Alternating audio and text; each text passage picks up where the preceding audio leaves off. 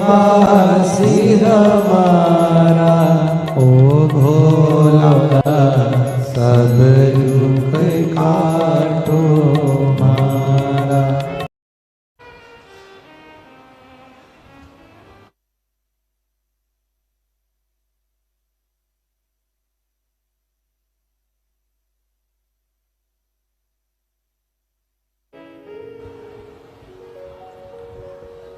नल दमयंती, राजा नल ने दमयंती के बारे में पूछा, सुना,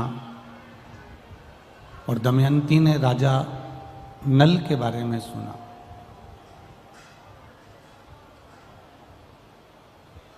जब दोनों एक दूसरे के बारे में सुनते हैं, बात करते हैं, तो दोनों के भीतर एक प्रेम जागृत होता है।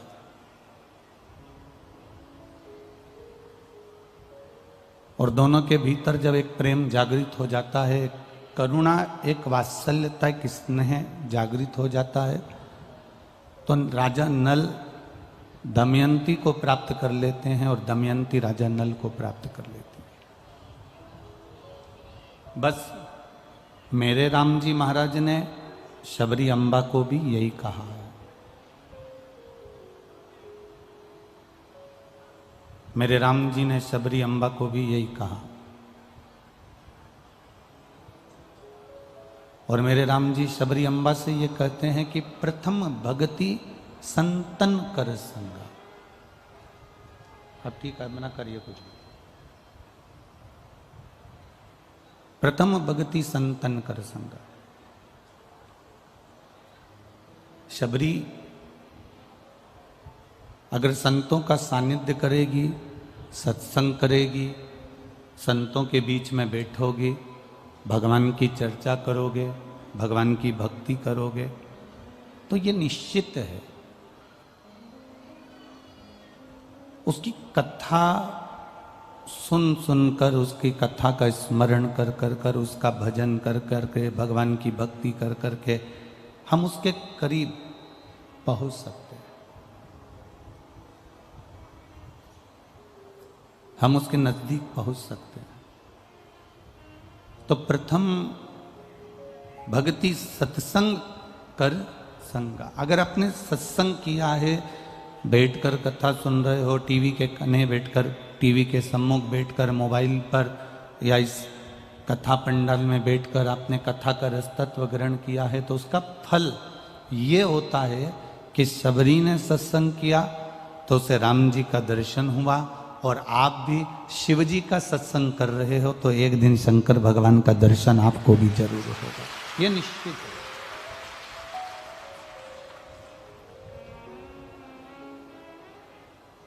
परमात्मा को पाने का सबसे सुंदर तरीका ही सत्संग।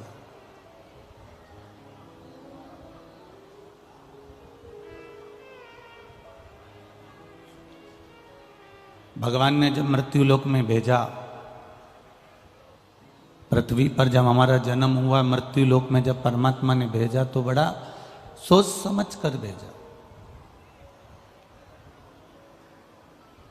बड़ा विचार कर कर भेजा कि ये पृथ्वी पर जाएगा, सत्संग करेगा, भजन करेगा, कीर्तन करेगा, मंत्र जाप करेगा, नाम जाप करेगा।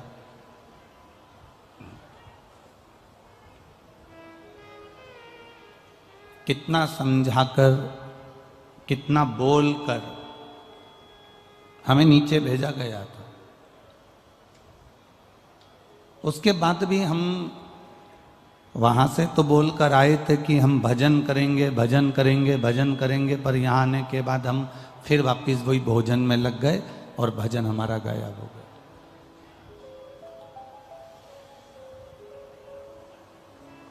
सत्संग हमारा गायब हो गया, भगवान की विरल भक्ति हमारी गायब हो गई, कीर्तन हमारा गायब हो गया, भक्ति हमारी गायब हो गई।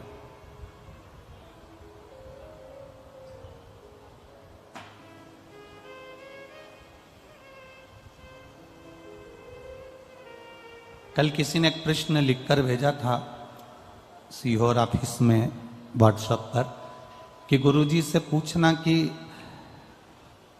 भगवान का पशुपति जो व्रत होता है तो वो तो पशुओं के लिए होना चाहिए, फिर ये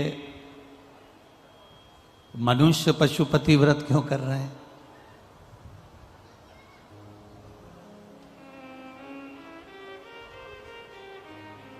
अब प्रश्न उसने करा और लिखकर भेजा कि ये व्रत तो पशुपति नाथ का है। अब उसको समझाए कौन?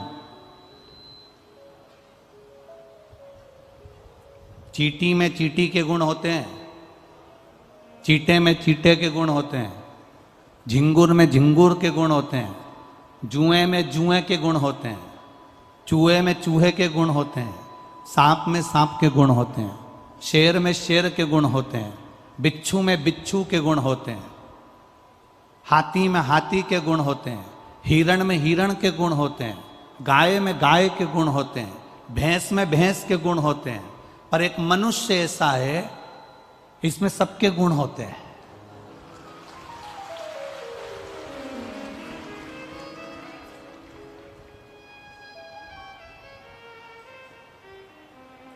चौरासी लाख योनियों में सबसे आखिरी की योनि है मनुष्य की। इससे पहले वो जुआ भी बनाए, इससे पहले वो चींटी बनाए, इससे पहले वो झिंगुर बनाए, इससे पहले वो सांप बनाए, इससे पहले वो शेर बनाए, इससे पहले वो गीदड़ बनाए, इससे पहले वो चीता बनाए, इससे पहले वो हाथी बनाए, इससे पहले वो सांप बनाए।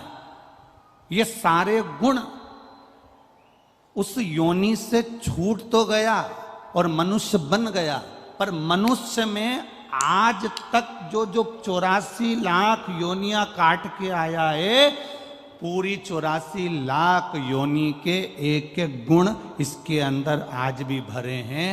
जितना सांप जहर नहीं उगलता, ये मनुष्य उससे दुगना उगल देता है।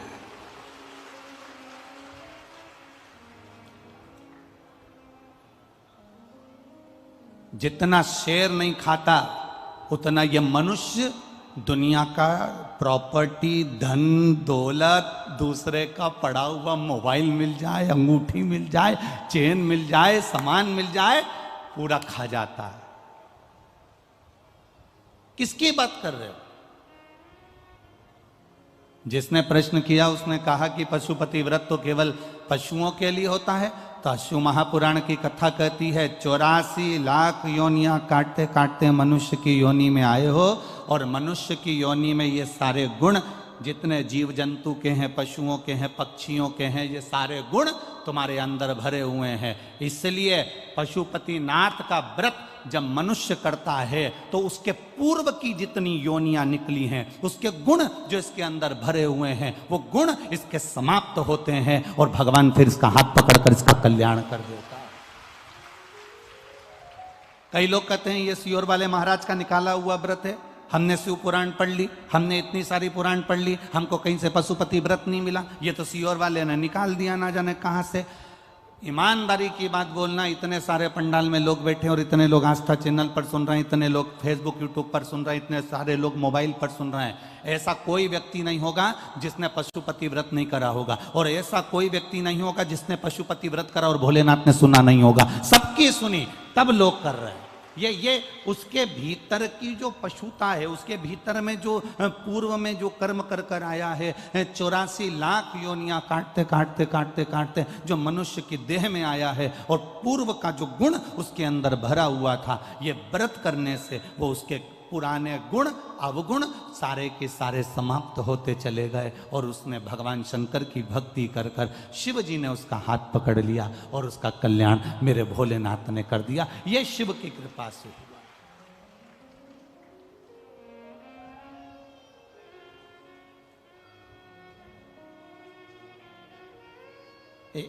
एक पत्र आया है, जरा समझिएगा, यही पशुपति व्रत का।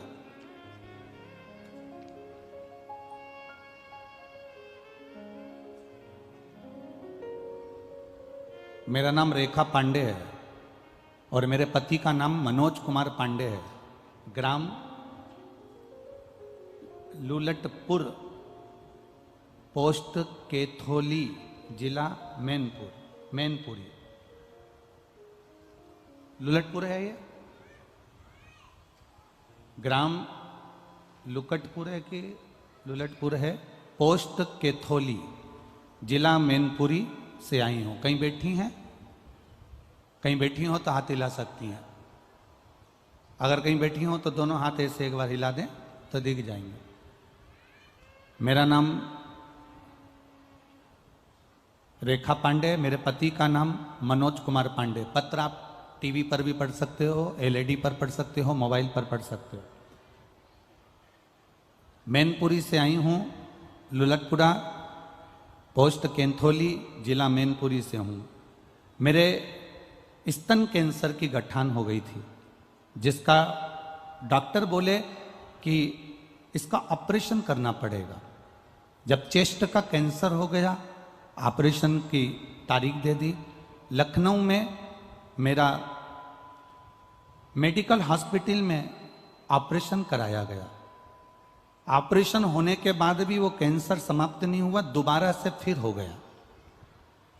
दोबारा से फिर वापिस डॉक्टर ने रेडियोथेरेपी करने का बोल दिया और वापिस वो कैंसर, चेस्ट का, स्तन का कैंसर वापिस आ गया। तब हम दिखाने के लिए यहाँ से दिल्ली के लिए रवाना हुए, तो गाड़ी में फाइल रखी हुई थी। वो फाइल हमारी यमुना एक्सप्रेस वे पर से हम जा रहे थे और थोड़ी देर के लिए कहीं रुके थे और हमारी फाइल कहीं गिर गई। उसमें हमारे 10,000 रुपये भी रखे हुए थे। बैग पूरा की पूरा कहीं चले गया, मिल नहीं पाया, दिल्ली जाना था। अब हम बैग को ढूंढने के लिए जब पहुंच गए, तब हमारे ध्यान में आया कि बैग तो हमारा कहीं छूट गया। अब दिल्ली में पहुंचने के बाद बैग का क्या करते, कहाँ ढूंढते? वापिस आ गए, फाइल नहीं, दिखाएं क्या डॉक्टर को? पुनः वापिस आए, ढूंढते ढूंढते परेशान हो गए, पर नहीं मिला।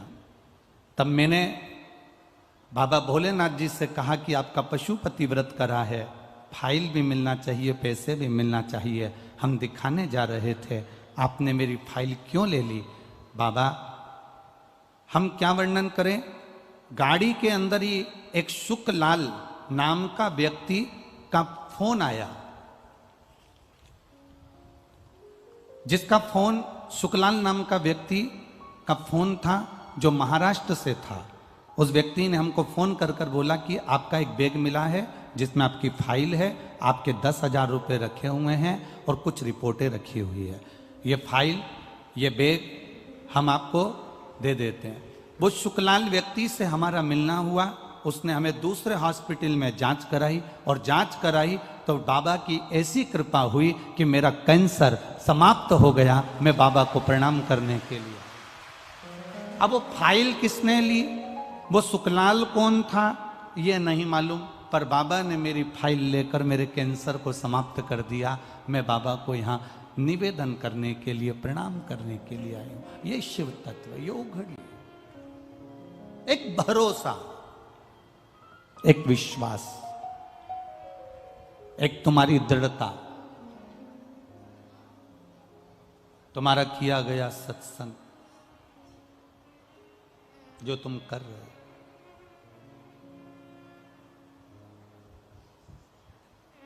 तुम्हारी करी गई भक्ति, तुम्हारा करा गया स्मरण, वो खाली नहीं जाएगा।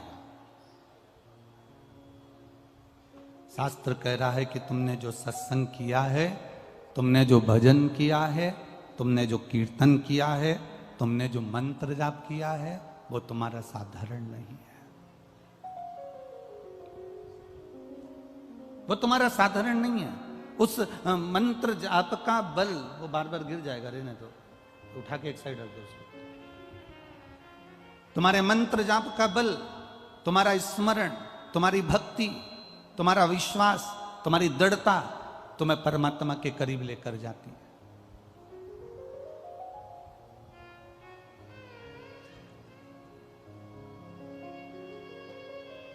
इस पंडाल में एक लड़का आया हुआ है,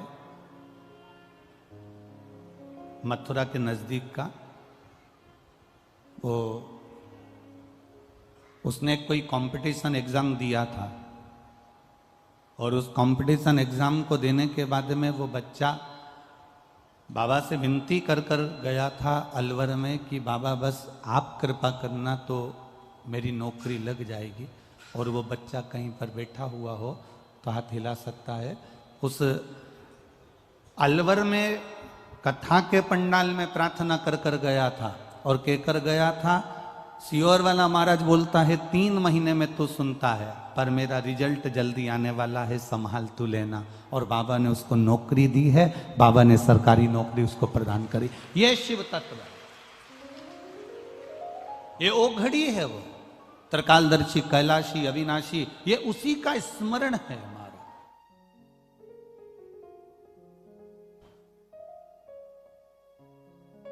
आपने जो भक्ति करी, आपने जो भजन किया, आपने जो भगवान देवाधिदेव महादेव का स्मरण किया, ये कोई साधारण थोड़ी ना हो सकता, ये खाली नहीं जा सकता। शिव महापुराण की कथा कहती है, जितना जितना भजन आप बाबा का करते हो, जितना जितना आप भगवान को याद करते हो, जितना जितना आप मेरे ओघड़दानी का स्मरण करते हो, जितना जितना आप मेरे देव अधिदेव महादेव का भजन करते हो, उतना उतना मेरा महादेव आपका भी स्मरण करता है, आपका भी भक्ति करता है। ऐसा नहीं कि मेरा बाबा आपको याद नहीं रखता। राजा नल ने दमयंती को याद किया तो दमयंती ने राजा नल को याद किया। ये दोनों ने एक दूसरे को कभी नहीं देखा था, पर दोनों का आत्मीय प्रेम इतना बढ़ गया कि दोनों एक दूसरे को प्राप्त हो गए। और भूल के वश करते करते समय निकल गया और समय के अनुसार, उस समय के अनुसार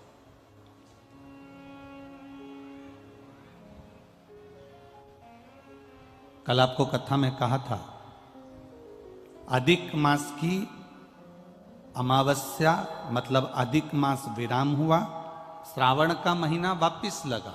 इन दोनों का जो मिलन का बिंदु था, उस दिन एक पुष्प, काय का, जरा जम के बोलिए, कनेर का पुष्प भूलवश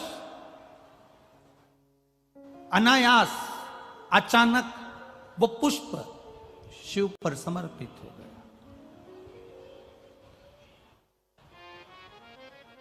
आप में से कई लोग ऐसे बैठे होंगे, आप लोगों में कई लोग ऐसे भी होंगे कि कभी कभी ऐसा होता है कि अपनी गाड़ी से अपन जा रहे हैं और गाड़ी बीच में खराब हो गई, गाड़ी बीच में पंचर हो गई, या गाड़ी में कोई काम आ गया, या कोई गाड़ी में कोई खराबी हो गई, तुम उसमें से उतर गए। उतरे तो सामने कोई वृक्ष था, कोई पेड़ था, कोई मंदिर था, कोई स्थान था, और वहां पर शंकर जी का शिवलिंग रखा हुआ था। भूलवश अब तुम्हें उस मंदिर में नहीं जाना है, तुम्हें उस पेड़ के नीचे नहीं जाना है, तुम सोच कर नहीं गई थी कि मैं इस पेड़ के नीचे जाऊंगी, यहाँ पर शिवलिंग मिलेगा, यहाँ मैं जल चढ़ाऊंगी, यहाँ शंकर जी का भजन करूंगी, यहाँ स्मरण करूंगी। ये तुम्हारे अंदर ये भाव नहीं था। वो तो तुम्हारी गाड़ी पंचर हो गई, तुम्हारी गाड़ी में खराबी हो गई, तुम्हारी गाड़ी में कोई तकलीफ हो गई, तुमने गाड़ी को खड़ा करा, गाड़ी वाला गाड़ी जोड़ रहा था, गाड़ी वाला गाड़ी सुधार रहा था, तुम इतनी देर में उस पेड़ के नीचे चली गई जिस पेड़ के नीचे शंकर भगवान का शिवलिंग था। तुमने भूलवश उस शिवलिंग के पास बैठे और मुख से श्री शिवाय नमस्तुभ्यम कह दिया, तुमने भूलवश ओम नमः शिवाय कह दिया, तुमने भूलवश नमः शिवाय कह दिया, तुमने भूलवश जय राम जी की, तुमने भूलवश जय श्री कृष्णा, तुम्हारे मुख पर जो आया, ओम नमो भगवते वासुदेवाय आ गया, राम नाम आ गया, कृष्ण नाम आ गया, शिव नाम आ गया, तुम्हारे ऊपर मुख पर श्री शिवाय नमस्तुभ्यम आ गया, तुमने जो मन से आया वो तुमने कह दिया।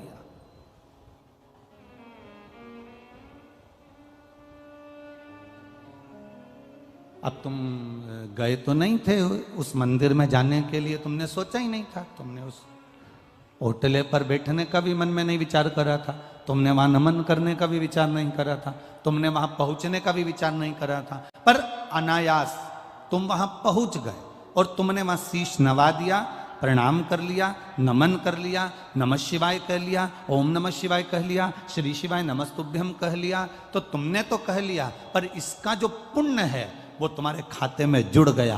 कब काम आएगा? जिस समय तुम्हारी दुख की घड़ी आएगी, तब मेरा भोलेनाथ उस जगह पर तुम्हें खड़ा मिलेगा।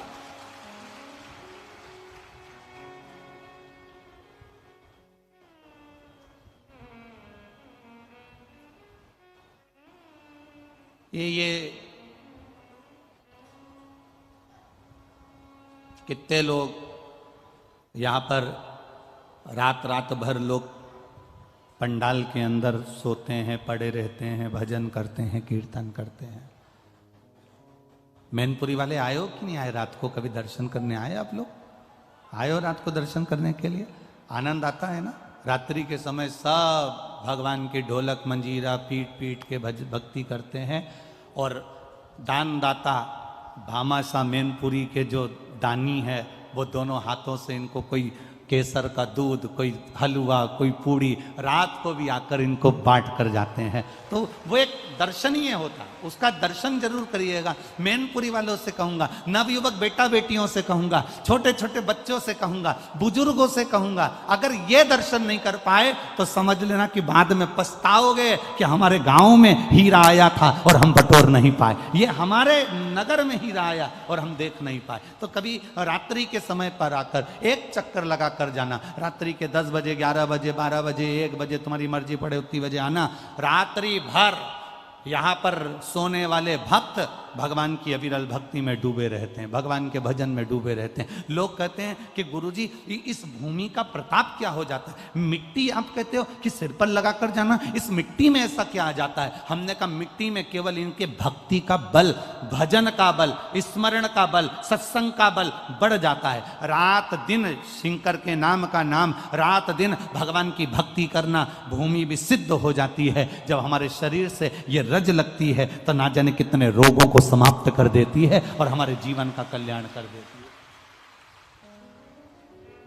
तेरे मंदिर में आना मेरा काम है और मेरी बिगड़ी बनाना तेरा काम। कभी मौका लगे और घर के बच्चों से तुमने कहा और उनने सुन लिया कि तुमने बोला, ए छोरा चल मुझे जरा ले चल तो जरा, वहां कथा हो रही है, थोड़ा दर्शन वर्शन करा ही दे मेरे को। अब तुमने तो बोल दिया कि दर्शन करा दे, अब चल मेरे को लेकर दर्शन करा के ला। अब तुमने तो कहा, छोरे ने मान लिया और तुम्हें लेकर आ गया। एक बार अगर वो छोरा भी तुमको लेकर आ गया तो 50 बार विचार करेगा कि भक्ति इसको कहते हैं, सत्संग इसको कहते हैं।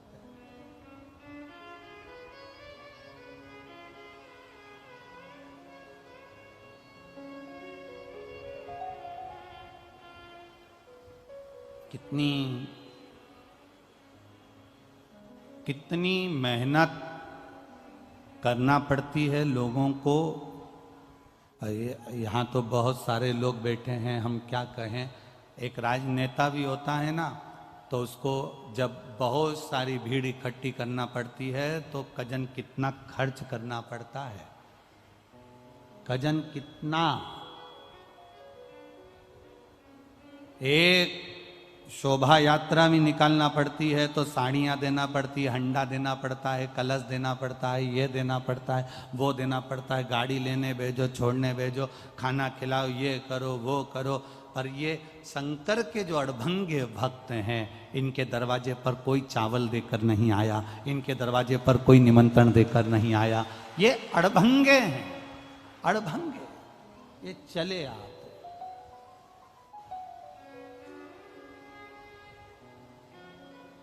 दौड़े चले।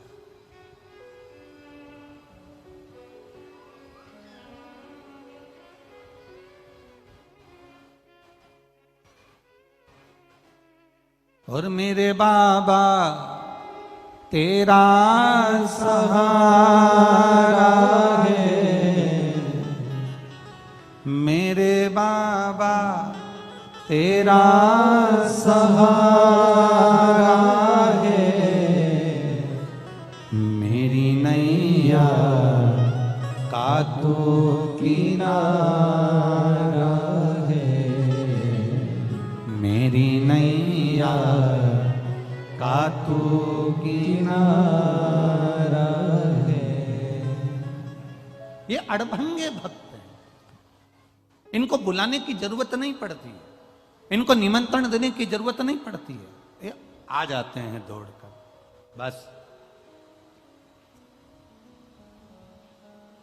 इनके मन में आया कि मुझे शिव की कथा का रस तत्व ग्रहण करना है, मुझे भगवान का भजन श्रवण करना है, और ये दौड़ पड़े, पहुंच गए कथा अड़भंगे।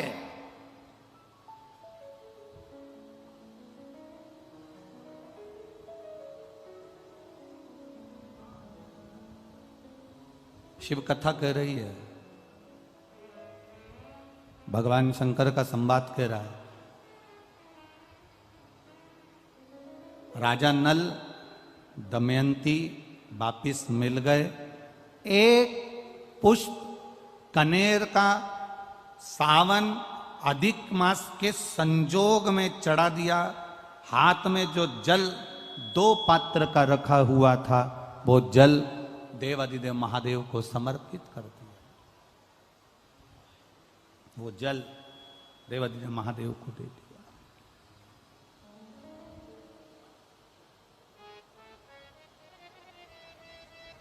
कल कथा में कहा था सारी समस्या का हल, पर सावन के महीने में जरा जम के बोलो जरा, 2 लोटा जल।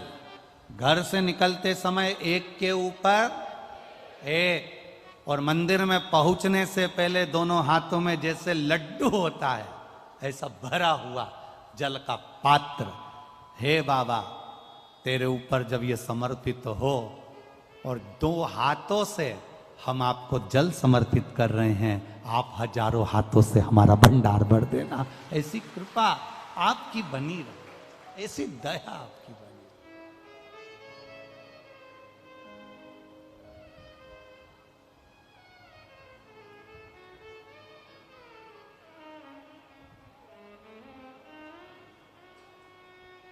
और जब तक आपकी दया नहीं होगी तब तक ये सुख नहीं मिल सकता।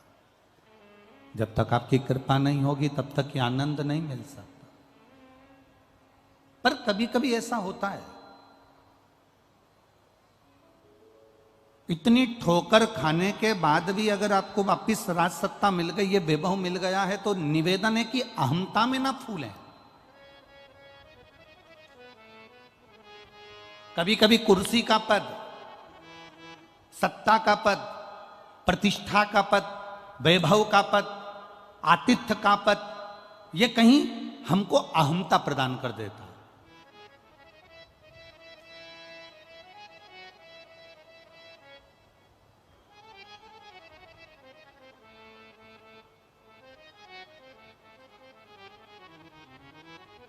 आप बहुत बड़े ऊंचे पद पर हो, बहुत बड़े ऊंचे पद पर, सती मैया कोई कम पद पर थी क्या? शंकर भगवान की धर्म पत्नी थी माता सती। कुंभज बाबा के आश्रम में पहुंची थी, अगस्त ऋषि के आश्रम में पहुंची माता सती, और अगस्त बाबा के आश्रम में, कुंभज ऋषि के आश्रम में माता सती जब पहुंची, तब अगस्त ऋषि ने उनका आदर नहीं करा, कुंभज ऋषि ने उनका सम्मान नहीं करा। इसको बुरा लगा।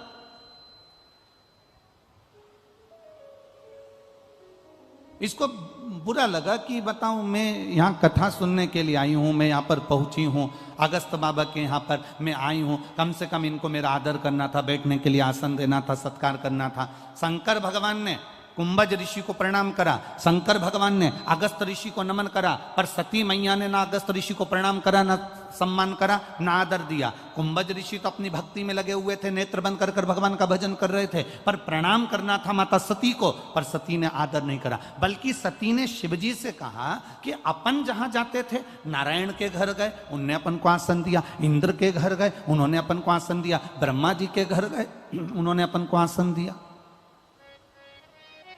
पर अपन कुंभज बाबा के यहां पर आए और यहां अपने को आसन नहीं दिया। यहां अगस्त ऋषि के यहां अपन आए और अपने को आसन नहीं मिल रहा। शंकर भगवान ने कहा कि परमात्मा के दरवाजे पर, गुरु के दरवाजे पर, माता पिता के दरवाजे पर, घर के बड़ों के दरवाजे पर कभी सम्मान का विचार मत करना कि मुझे आदर मिले, मुझे सम्मान मिले। कथा में, सत्संग में संकीर्तन में गुरु के दरवाजे, परमात्मा के दरवाजे, शिवालय, शंकर की चौखट पर जब भी जाना तो तुम्हारे अहंकार को घर पर, पद को घर पर, प्रतिष्ठा को घर पर रख कर जाना और ये सोच कर जाना कि मैं मेरे बाबा से, मेरे पिता से मिलने के लिए जा रही हूं, मेरे गुरु के चरणारविंद में जा रही हूं, मैं शंकर की कथा को सुनने के लिए जा रही हूं।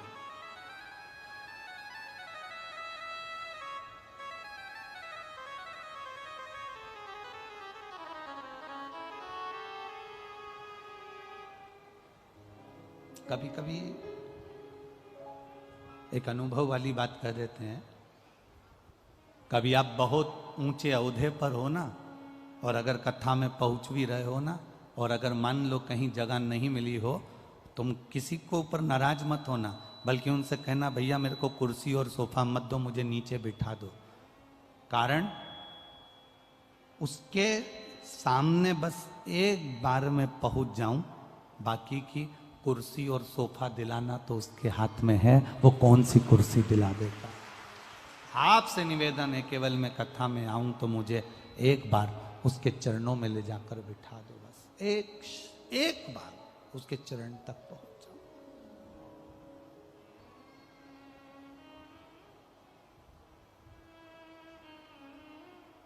क्या देगा वो, क्या प्रदान करेगा वो, कैसे देगा वो, ये उसके ऊपर है। राजा नल को थोड़ा सा वापिस जो सत्ता मिल गई, वापिस जो वैभव मिल गया, वापिस जो कुर्सी मिल गई, वापिस जो राज सिंहासन मिल गया, वापिस जो राज सत्ता मिल गई, तो राजा नल को थोड़ी सी अभिमतता आ गई, थोड़ा सा अहंकार।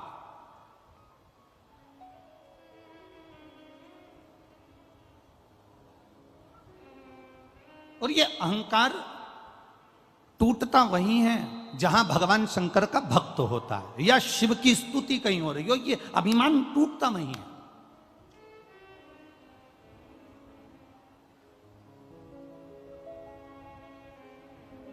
तुम बहुत पैसे वाले, तुम बहुत धनपति, तुम बहुत वैभवपति, और शंकर जी के मंदिर में तुम्हें थोड़ी देर खड़ा रहना पड़ रहा है। थोड़ा खड़े रहो, अभी लोग जल चढ़ा रहे हैं, अभी लोग पूजन कर रहे हैं, थोड़ा खड़े रहो। तुम्हें शंकर के मंदिर में लाइन लगाना पड़ रही है, शिव के द्वार पर तुम्हें थोड़ी देर खड़ा रहना पड़ रहा है। तुम्हारे पास में धन है, वैभव है, सत्ता है, सब कुछ है, उसके बाद भी आप भगवान शंकर के मंदिर में, शिव के दरवाजे पर, शिव के सम्मुख में थोड़ी देर आपको इंतजार करना पड़ रहा है। क्रोध ना करिए, उस समय पर यह विचार करिए कि मेरे बाबा मुझे थोड़ी देर रोक के रखे हैं, मतलब जरूर मेरे बाबा मुझ पर दृष्टि कर कर रखे हैं, इसलिए थोड़ा रोक कर रखा है कि थोड़ा रुकिए, अभी थोड़ा रुको, अंदर बहुत भीड़ हो रही है, थोड़ा सा ये लोग बाहर निकलेंगे तब मैं आपको अंदर भेज दूंगा, दर्शन कर लेना, बाबा को जल चढ़ा देना, थोड़ा रुको। अब उसमें हम लोगों को गुस्सा आ जाता है, तो मुझे जानते नहीं हो क्या, तो मुझे पहचानते नहीं हो क्या। उस समय क्रोध नहीं आना चाहिए, उस समय ये विचार करना चाहिए बाबा ने मुझे दरवाजे पर क्यों खड़ा करके रखा। हर किसी को बाबा दरवाजे पर खड़ा कर देता है क्या? शंकर भगवान हर किसी को दरवाजे पर खड़ा कर देंगे?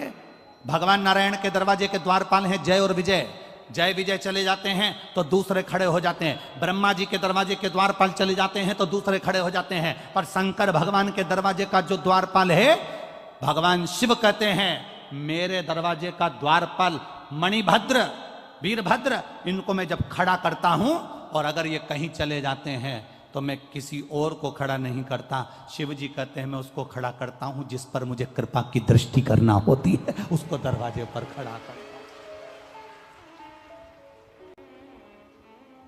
मंदिरों में भीड़ हो रही है, अपार भीड़ पड़ रही है, जल चढ़ाने के लिए लाइन लगाना पड़ रही है, पर मंदिर के पंडित जी ने, समिति ने, कमेटी ने, लोगों ने कह दिया थोड़ा दरवाजे पर इंतजार करो, रुको जरा, शांति रखो जरा, खड़े रहो जरा, क्रोध मत करना, ये विश्वास करना, ये भरोसा करना कि मेरे बाबा ने अपनी चौखट पर, अपने दरवाजे पर क्यों खड़ा कर कर रखा है, वो मुझ पर कुछ करुणा करने वाला है, मुझको अपने दरवाजे से कुछ देने वाला है। इसीलिए तो जब दरवाजे पर अपन खड़ा किसको करते हैं, कोई मांगने आया तो तुम लोग खड़ा किसको करती, जिसको भगाना होता है तो तुम तो तुरंत गए चल, जिसको भगाना होता है तो दरवाजे से तुम तुरंत नहीं कहती थी भाओ चलो यहां से जाओ, और जिसको देना होता है उसको क्या कहती, बाबा जी आती हूं जरा खड़े रहो। अंदर जाएगी, डब्बा खोलेगी, आटा लाएगी, पैसे निकालेगी। थोड़ा समय लगता है कि नहीं लगता? पैसे निकालने में, आटा लाने में, समय लाने में। फिर वो दरवाजे पर खड़ा होकर कह रहा है माता जी कहाँ चली गई, भिक्षाम देई। माता जी बोलती है रुक तो जा रे, सामान तो लाऊं निकाल के, मुझे थोड़ा समय लग रहा है। तो माता जी ने विचार करा अब बेचारा बुढ़ा है रे, अधिक मास का महीना चल रहा है, मेरे कपड़े रखे हैं ससुर जी के, वो भी दे देती हूँ। उसने ससुर के कपड़े भी निकाल लिए। अभी मांगा तो इसने केवल 1 कटोरी आटा था, मांगा तो इसने 1 रुपया था, पर अब वो दे क्या कह रही है, पैसे भी दे रही है, आटा भी दे रही है, मालपुआ भी दे रही है, 1 जोड़ कपड़े भी दे रही है। और चलते चलते उसने देखा कि छाता भी पड़ा था पुराना सा, वो भी उठा कर दे दिया। भगवान अगर तुम्हें दरवाजे पर खड़ा रखे तो भगवान को धन्यवाद देना कि तेरी कृपा जरूर कोई बड़ी होने वाली है, इसलिए तूने मुझे खड़ा रखा है। क्रोध मत आने देना, गुस्सा मत आने देना, चिड़चिड़ मत करना। दरवाजे पर खड़े होकर यह मत विचार करना कि सब अंदर चले जा रहे हैं, सब जा रहे हैं, सब पहुंच रहे हैं और मुझे दरवाजे पर खड़ा, ना ना ना ना। अरे तेरा ही दिया मैंने खाया पिया है, तेरा शुक्रिया है, तेरा शुक्रिया। मुझे भोले बाबा ने बहुत दे दिया है, तेरा शुक्रिया है, तेरा शुक्रिया।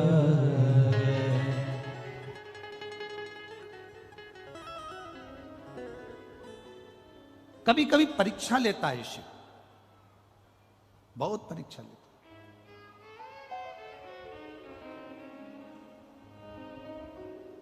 कभी कभी मेरा भोलेनाथ आपके अहंकार को तोड़ भी देता है। रावण शंकर भगवान का कितना बड़ा उपासक था।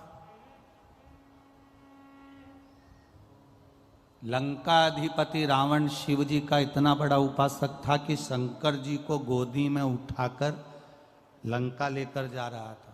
जरा विचार करिएगा।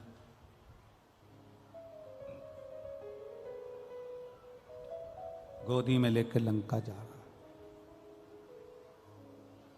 कितना अभिमान तोड़ा है मेरे भोले बाबा ने, जरा देखिएगा।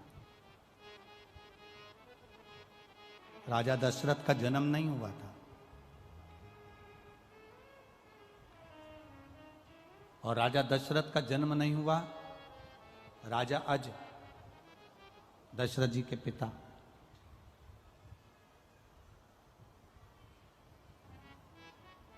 रावण ने विचार करा कि मैंने सब दूर की सत्ता को अपना बना लिया, केवल एक अयोध्या बची है, इसको मैं अपना बनाऊंगा।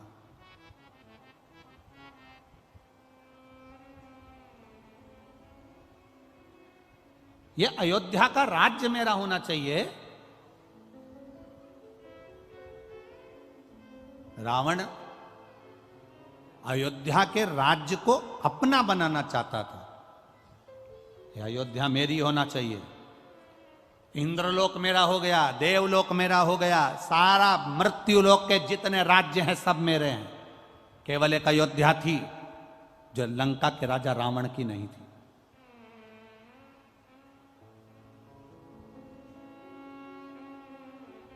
यह अयोध्या मेरी होना चाहिए।